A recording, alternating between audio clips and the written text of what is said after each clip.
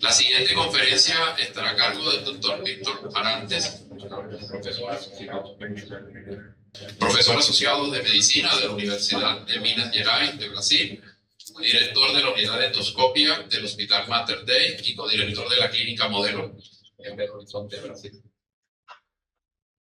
El doctor Víctor nos hablará sobre el manejo endoscópico del esófago de Barrett con displasia adenocarcinoma precoz. Muchas gracias. Bienvenido, doctor. Muy buenos días a todos.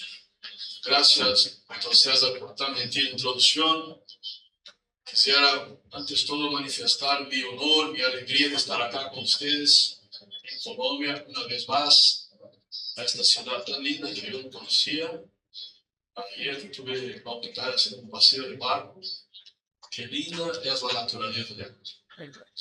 Felicitaciones a nuestro anfitrión. Y gracias al doctor Carlos González, presidente de su junta directiva, la comisión científica, por darme la oportunidad de venir acá una vez más a este país tan lindo. Y un regalo especial es hablarles a ustedes de esófago de Barrett y sus complicaciones. Es un tema en que soy verdaderamente apasionado. Entonces vamos hoy, esta es mi declaración, gracias. Y vamos a tratar de traer a ustedes acá avances, que es lo último en el manejo de pacientes con Barrett, con displasia, con adenocarcinoma. Ojalá todos salgamos de acá bien actualizados, así que les pido la mayor atención para los próximos 20 minutos. Empiezo con este consenso que fue publicado en 2022, liderado por un médico muy conocido acá en Colombia, un especialista, doctor Mura. Tuve la oportunidad de participar en este trabajo magnífico. Es un consenso sobre Barrett, sobre enfermedad de reflujo. Les invito a buscarlo. Esto salió en 2022. Y ahí vemos en este consenso cuáles son las indicaciones de resección endoscópica en pacientes con esófago de Barrett. Siempre cuando encontramos una lesión visible y la identificamos endoscopicamente, dirigimos una biopsia y sale displasia en bajo grado, alto grado o aún adenocarcinoma y la lesión no tiene signos infiltrativos, este paciente es un paciente que debemos considerar resección endoscópica. Y ahí la siguiente pregunta es, ¿cómo vamos a hacer esta resección endoscópica? ¿Qué vamos a proponer? ¿Una mucosectomía o una disección submucosa? Ese es un tema que genera mucha discusión en la literatura y yo les voy a presentar una visión muy personal. Y voy a presentarles de acuerdo con casos que tenemos de nuestra vivencia ya. La mucosectomía en esófago tradicional, que es inyectar con una aguja y un lazo, no funciona bien. Así que no les aconsejo esta técnica. Cuando hablamos de mucosectomía en esófago, o usamos un capuchón de aspiración o cada vez más usamos bandas elásticas, que funcionan muy bien. Entonces vamos a hacer mucosectomía en esófago sempre com bandas elásticas. E quais são as indicações que usamos esta técnica? Para lesões que são pequenas, interessante quando são múltiples pequenas lesões, ou então se temos um esôfago já manipulado, com cicatrizes. Eu les vou plantear algumas situações clínicas. Então, esse é um caso interessante para a mucosectomia. Fíjense que tiene dos pequeñas lingüetas de Barrett que están en la unión esófago-gástrica y sale displasia en la biopsia y son múltiples. Son dos pequeñas lesiones, parede contralateral. Uno puede hacer una mucosectomía con bandas muy sencilla, una resección amplia, completa, en bloque de esta situación. Ya un otro caso que quiero mostrarles, ya un caso un poco más complicado. Este paciente, un paciente de 59 años, él viene diferido a nuestro centro después de haber hecho 2 resecciones endoscópicas en distintos hospitales.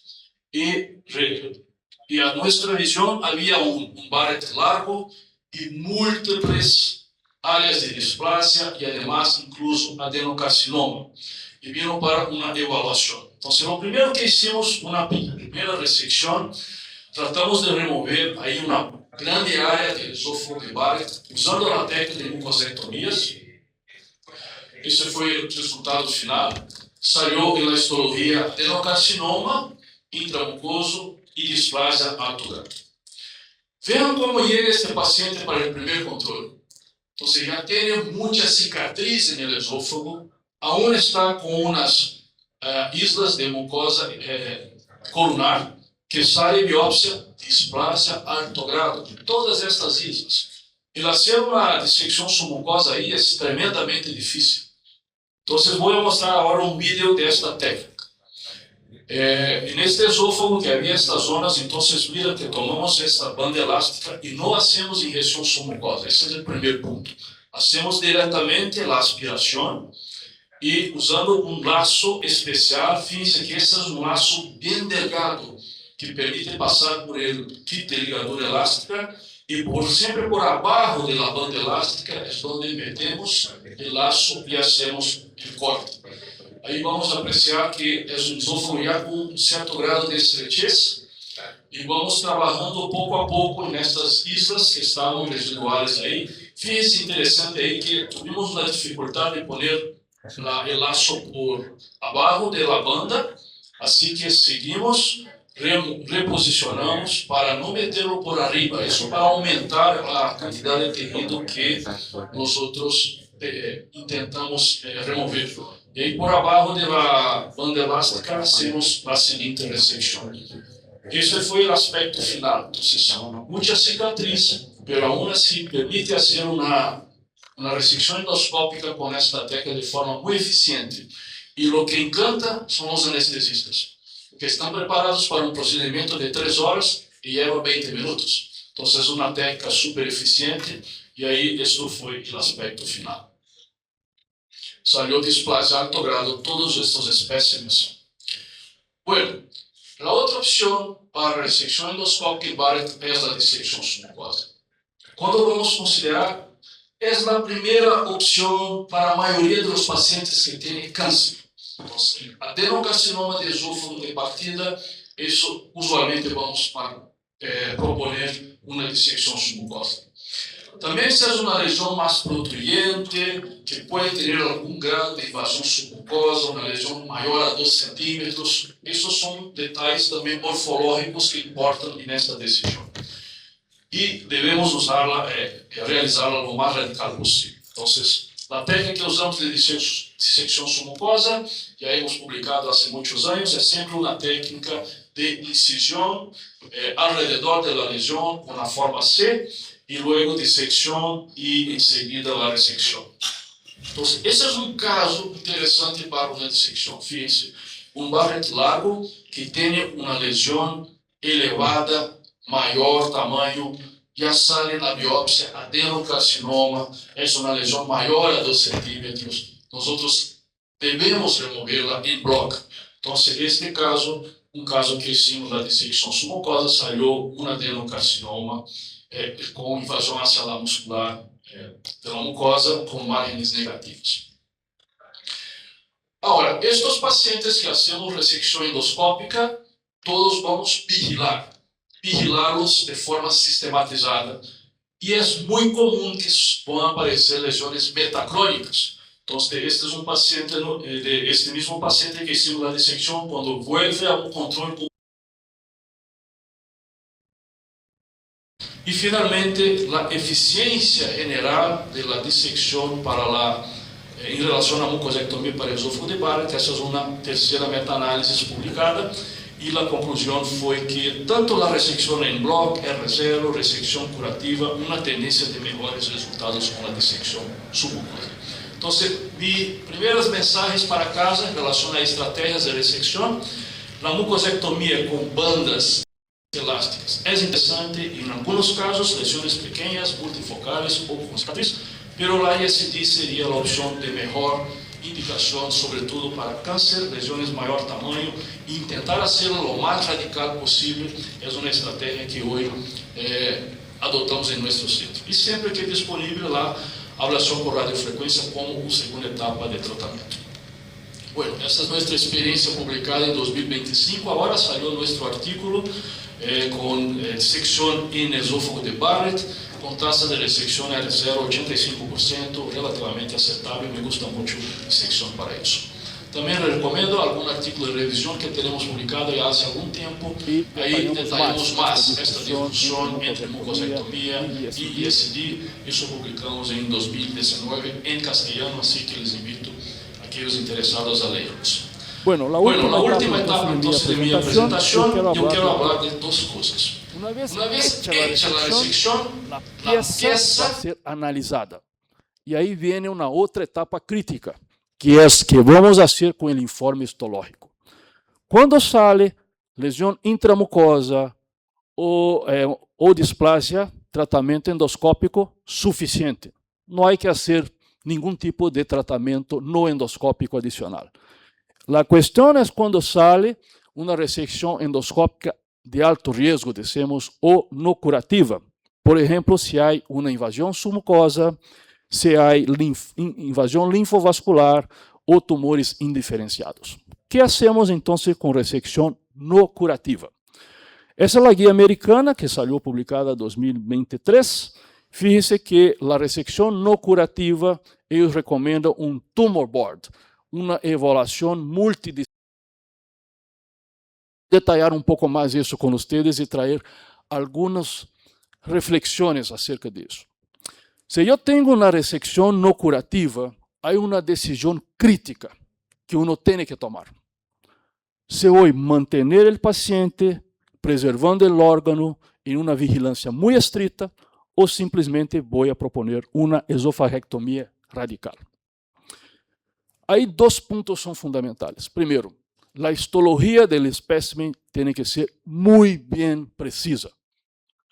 Alguna vez puede ser incluso necesario pedir una segunda evaluación del patólogo, porque el informe histológico va a ser crítico en esta decisión. Y segundo, la evaluación multidisciplinaria. El concepto tradicional es que hasta un tiempo reciente no se discutía tratamiento endoscópico para Barrett. Incluso pacientes con displasia, todos iban a cirugía. ¿Quién no se recuerda de esta época? No hace tanto tiempo. Lo que pasa es que la mayoría de la información que los cirujanos apoyaban para decidir tratamiento quirúrgico se basaba en series históricas de piezas quirúrgicas. E a análise histológica dessas peças não era sistematizada. Havia muitas falhas. E estas análises ensinavam números muito altos de metástases, de risco de metástase linfonodal. E essas peças haviam também muita discordância na avaliação por los patólogos. Então, há muitas críticas metodológicas a estes estudos antigos que basavam este critério que tratamento quirúrgico estaria indicado a todo paciente, por exemplo, com adenocarcinoma de esôfago, aunque fuera intramucoso. Os estudos mais recentes, nos últimos 5 anos, já com uma análise mais sistematizada, ensinam que talvez estes números não são tão reais e que o risco de metástase linfonodal é muito menor de los 40, 50% que se falava e pode ser tão baixos como 0%, 5%, 10%. E a resecção quirúrgica deve ser sempre considerada entre risco de metástases e morbimortalidade do procedimento e a condição clínica do paciente. Qual é a situação real da esofagectomia em pacientes que têm uma resecção não curativa? Morbidade, 50%. Mortalidade nos melhores centros, 0 a 5%. Se o volume do centro é baixo, 11%. Mortalidade quirúrgica pós-operatória.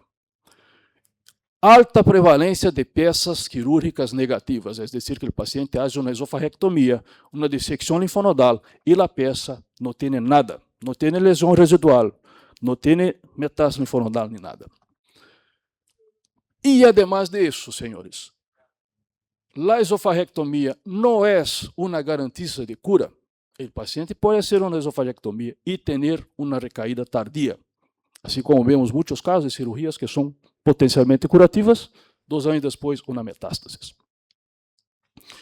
Entonces, no parece necesario que todos los pacientes con resección no curativa van a la cirugía. Entonces, hoy tenemos 2 escenarios clínicos, básicamente. Una resección no curativa de bajo riesgo sería, por ejemplo, una lesión que tiene invasión de la submucosa superficial, una SM1, pero una resección R0. Hoy el consenso es que este paciente sea observado metodológicamente. Cada 3, 4 meses, 6 meses, una endoscopia, TAC, PET scan.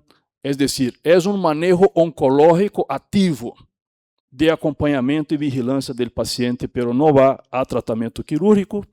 Isso, alguns estudos da literatura recém-publicados, fíjense ustedes,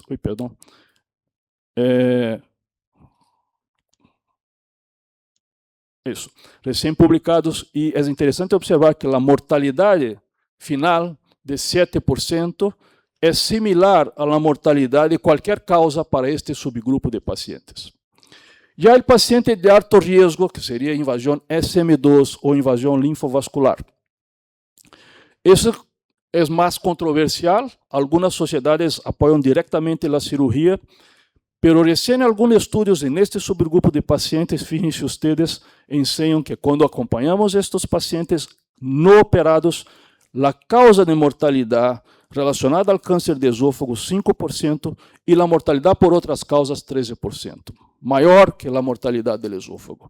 Então, essa é uma estratégia nova, e aqui pode ser que há algum cirurgião que está um pouco preocupado com as coisas que estou dizendo, mas são novas tendências de que um manejo estrito pós-resecção não curativa pode ser proposto e é basado em vigilância muito sistematizada, ativa. Necessita um paciente que seja aderente a este processo e que tenhamos de resultados sobre este tipo de estratégia. É um estudo que está em andamento, não está finalizado, se chama Prefer Trial. São pacientes que estão dentro deste protocolo e que, fíjense ustedes, os resultados preliminares, com 22 meses de acompanhamento, fíjense, pacientes que de hecho desenvolveram metástase linfonodal foram solo 5%. No 50%, nem tampouco 40% de lo que se pensava. Então, esse é meu último caso. Estamos começando nesta situação. Por exemplo, uma paciente de 70 anos que já havia vencido 2 cânceres, tem uma lesão no esôfago, aí vemos a lesão elevada, que hicimos a resecção endoscópica por dissecção submucosa e saiu um SM2, um adenocarcinoma SM2. A esta paciente proponemos este tipo de vigilância com endoscopia, TAC, cada 6 meses. Fíjense que é uma vigilância oncológica e já leva 28 meses sem recidiva ou metástases. Este outro estudo recém-publicado apoiando este tipo de estratégia também, basado em que a sobrevida de los pacientes com manejo conservador é a mesma em relação à sobrevida dos pacientes operados. Então, essa é minha diapositiva final. A endoscopia deixou de ser, há muitos anos, um método diagnóstico. É um método que está ativamente dentro do manejo de pacientes oncológicos, sobretudo pacientes com neoplasia precoce. O tratamento multimodal hoje inclui a endoscópia. E endoscopista tem que ser um endoscopista intervencionista que se hace bem a técnica, isso é fundamental, pero mais que isso, sabe interpretar os resultados e sabe posicionar-se em relação ao paciente que deve ser apenas acompanhado, pacientes que devem ser submetido a outro tipo de tratamento e não simplesmente dizer ao paciente toma seu informe histológico, busca seu oncólogo ou seu cirurgião para tomar sua decisão. Então, isso é algo que nós temos que participar ativamente. E para isso necessitamos mais que inteligência, necessitamos sabedoria. E me gusta muito esta enseñança que foi deixada por Salomão 1000 anos antes de Cristo. Isso leva 3000 anos, pero parece que é de hoje. Porque mejor é a sabedoria que as pedras preciosas. E todo quanto se pode desejar não é de comparar-se com ela. Muito amáveis por sua gentil atenção. Muitas graças. Gracias.